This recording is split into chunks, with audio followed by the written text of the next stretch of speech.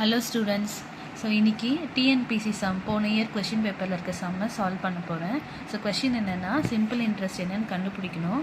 Principal amount வந்து 7,500, rate of interest வந்து 8% சொல்லியிருக்காங்க.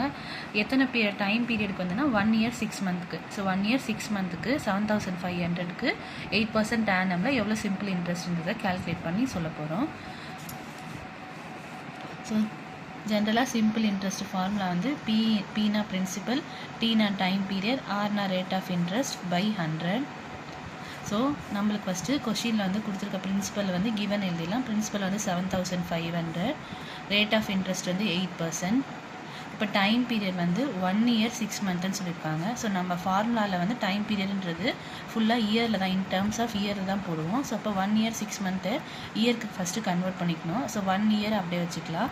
6 months இயர்க்காக கன்வெர்ட் பண்ணோன்னா 6/12. ஸோ 6/12னா 1/2. ஸோ ஆல்ரெடி ஒரு 1 year ப்ளஸ் ஒரு half a year.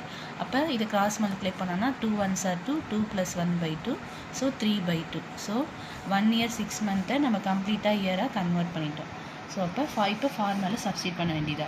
SI = principal 7,500, T வந்து 3/2. So 3/2 into rate of interest வந்து 8/100. ஸோ எப்பயுமே ஃப்ராக்ஷன் வந்து கீழே மல்டிப்ளை ஆகிடும். ஸோ அப்போ 7,500 இந்த டினாமினேட்டர் வந்து கீழே இருக்க டினாமினேட்டரோட சேர்ந்துடும். அப்போ 100 × 2ன்னு வந்துடும். ஸோ இப்போ கேன்சல் பண்ணிடலாம். 2 0 கேன்சல் ஆகிடும். So 2 1s are 2 4s are. இப்போ 75 × 3 × 4, 75 × 12.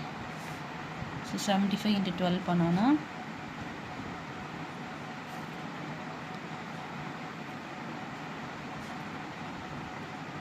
ஸோ 900 தான் ஆன்சர்.